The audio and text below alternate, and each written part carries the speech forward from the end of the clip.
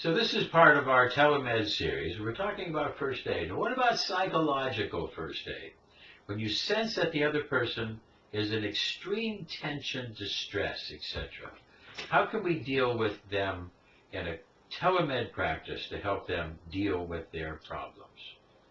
Most of us know about first aid. Make sure someone is breathing, stop any major type of bleeding, and get that person to help. But what about psychological first aid? How do you help someone who's psychologically struggling? The process is feedback. Number one, listen to what the person has to say.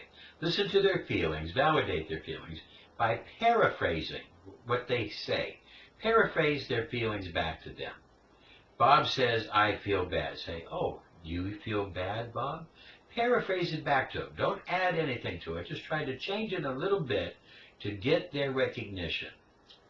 Then you need to go to step 3, listen, see if you're correct.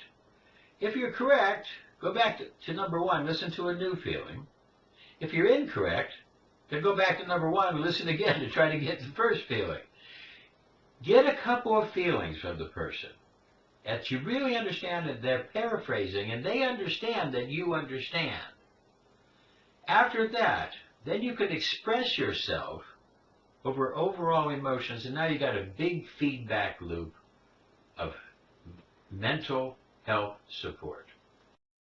We used to think after a crisis or a trauma or after someone was in a disaster, they needed to debrief, to talk about the major details of the events that they had gone through. But research following 9/11 has challenged most of this thinking and has opened us up to a completely new perspective on dealing with grief and trauma.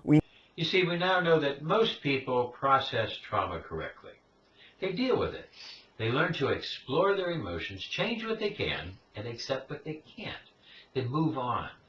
However, some people get a thought caught on one side of the brain or the other, and then they cannot release that thought, so they cannot release their trauma, and they relive it. They keep reliving it. That's what is called post-traumatic stress disorder. They cannot let go.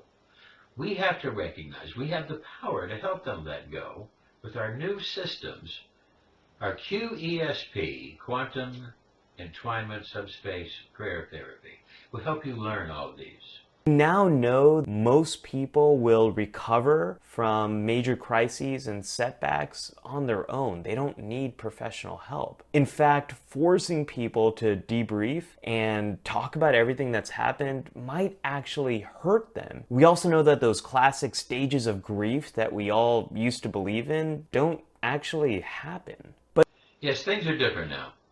We now know people are quite diverse. Everyone's different. Everyone has feelings that need to be validated. They're all different. We need to work. Everyone processes life differently. Everybody's a little different. But all people need to have social networks. They need to build social networks. We are social animals. We need networking.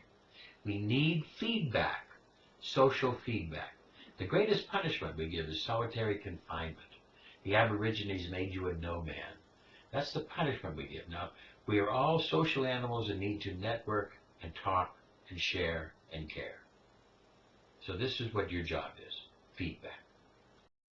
But some people really do struggle after a crisis, and for them, psychological first aid can be really helpful. Psychological first aid is an approach to helping people that's based on scientific evidence. It's something anyone can do. It's not a treatment, but just like first aid is designed to help people become stabilized. Step 1, safety, stabilize, and comfort. It's normal to be in shock when you're in a crisis. Maybe you're feeling like you're out of your body or things aren't real. You want to help the other person feel more present there with you. Ask them questions about where they are and their surroundings, or maybe use some deep breathing to help the person feel more in control of their breath. Muscle relaxation can also be helpful here. Let the other person know it's normal to feel a wide range of emotions, to feel out of control. All this stuff makes sense given the situation they're in.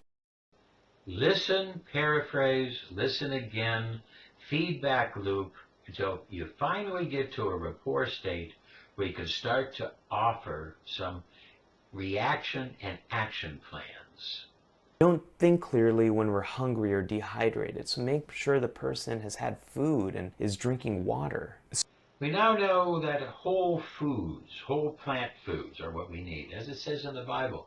But we also need to recognize we got to avoid synthetics and sugar and other things and get good healthy food and water to have good mental health.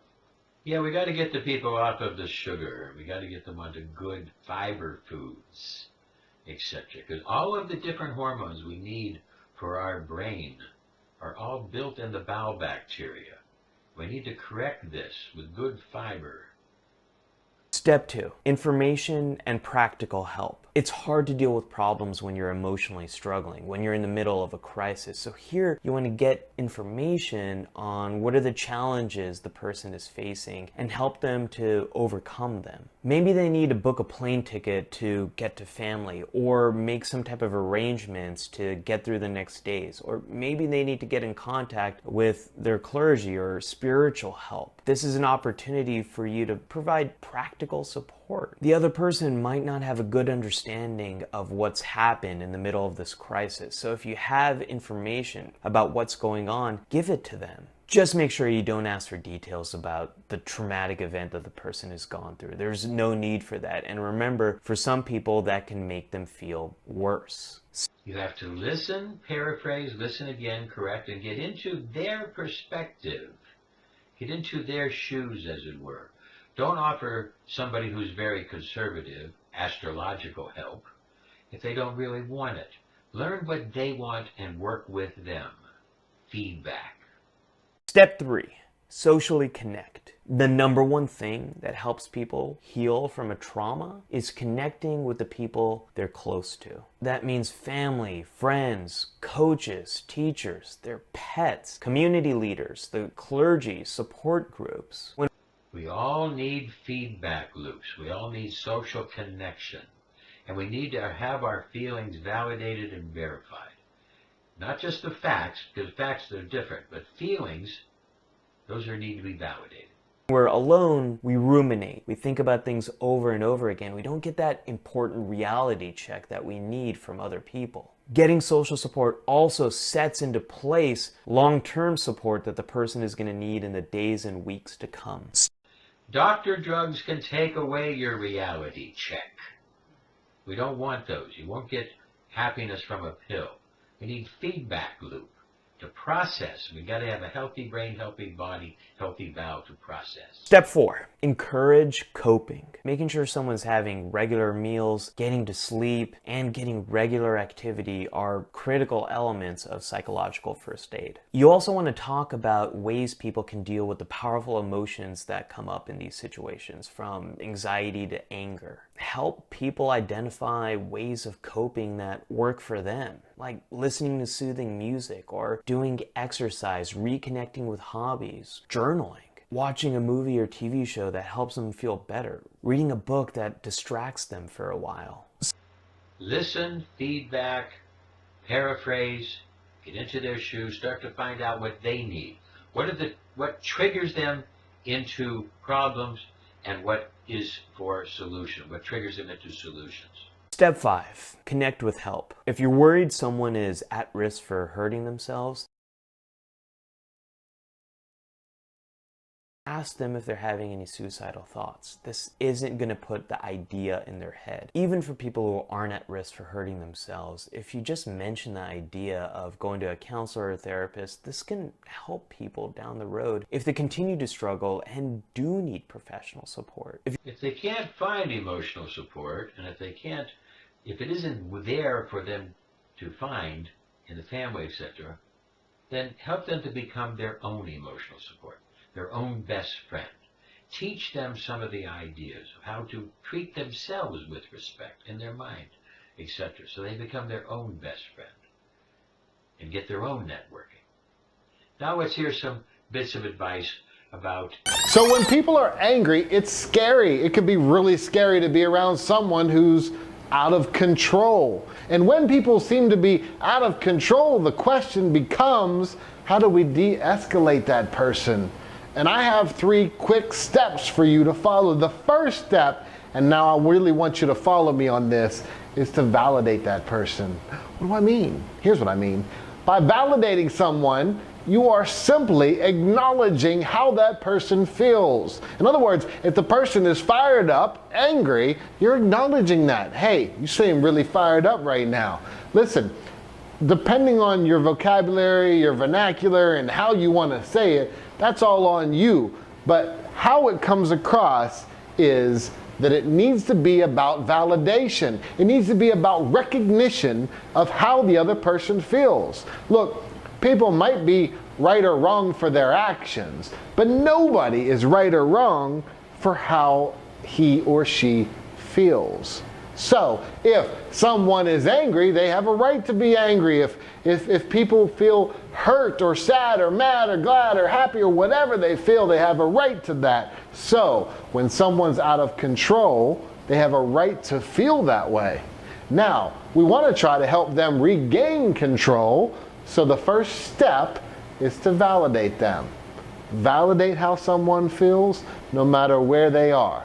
Now, I want to take this a step further, because oftentimes people believe that validating someone means, oh, hey, wow, you seem really fired up, and that's enough. That's not enough. We don't validate someone until we think they've been validated. We need to validate others until they actually feel validated. And here's how we can tell if someone feels validated. When someone's angry and fired up, they're emotional. It's a visceral, it's a physical reaction. But when the person feels validated, as though he or she has finally been heard, then there's a release. And when you see that release, then you can move on to step 2. In the feedback loop, you listen to the feelings, you paraphrase, listen, see if you're correct, and then keep that into a cycle until you know that you're there. You validated their feelings. Use the feedback loop process. Step 2 in de-escalating someone is to help people find options. In other words, there's always a choice. In everything we do, we always have a choice. And someone who's out of control still has a choice to act however he or she wants to act. But what we want to do is help that person explore what those options are. In other words, once we've validated that person, and once that person feels like, all right, okay, I feel heard, I feel understood, now we can explore options. There are options. Look, you can do that thing, which is that out of control thing that you were impulsively thinking about doing, and that is an option, but let's explore the consequences of that option. Now, once we explore that consequence of that option, which again, that's viable choice because that's what that person was obviously feeling and thinking. Once we explore that, now we can move on to other options. Now, you could do that, or we could step back, we could walk away, we could think about something else, and that's when we can start to pull in our ideas. You see, when we're really heated up, we only see things in a very narrow-minded way. But when we step back, we can see a bigger picture. So when someone's fired up, they're very singularly focused on whatever it is that they're angry about. We have a macro vision, right? They have a micro vision, we have a macro vision of the situation because we're not emotionally involved. So we can help them explore a wider range of options. And again, if the person feels heard, then he or she is much more open to actually listening to those options. And once you validate someone, once you help that person explore options, you're ready to move on to step 3. Use the paraphrasing. Try to express what they're feeling in a little different way, but paraphrase so that they know you're hearing them. And then check, and if you don't, do it again. Step 3, now follow me on this, you might want to slow down the video. Most important step you can do, it's allow for choice. In other words, people always have a choice in anything that they're going to do, so you recognizing their freedom of choice and you genuinely and heartfelt Give them a chance to say, hey, listen, whatever you choose is on you, okay? I'm here with you, but whatever choice you make, that is your choice. And I respect your free will. So we're validating the person. We're helping them find other choices. And then ultimately, we're letting go. We're respecting their free will. And if you've ever been around someone who truly accepts you, who truly, genuinely, unconditionally accepts you for whatever choice you make, one of the things that you'll notice, or one of the things you have noticed if you've ever been around that, is you have no desire to fight for your position anymore, because this person is going to accept you no matter what. So now you don't have to fight to defend whatever irrational position you had. Now you are free to really explore the more effective, healthier, more compassionate, more rational choices. And when you can do that, now you're in a better spot to not only be de-escalated yourself, but to be able to make the best possible choices. So from the flip side, from the person who is de-escalating, from you, the person who tuned into this video on how to de-escalate someone, what you're doing is you're making a person feel emotionally safe enough to be able to say, look, I'm a human being. Yes, how I felt was super out of control. Maybe some of the things I've said or done are really just inappropriate and wrong, but now I can't change the past, and I am here in this moment.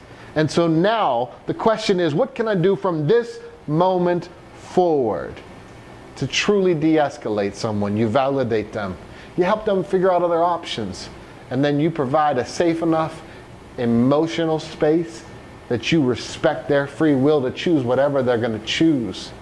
And I promise you, when you do steps 1 and 2, step 3 provides a whole different outlook than what would have happened had you not done the first 2 steps. This is one of the most effective ways you can de-escalate someone in any situation. Regardless of whatever you're dealing with, I'm certainly sending you much peace. Try to teach them, if you want something different, then you've got to change. And how they do this is through choice. It's all about choice. So now you learned how to do feedback loops and how to get them out of emergency problems with mental first aid for the QESP technician.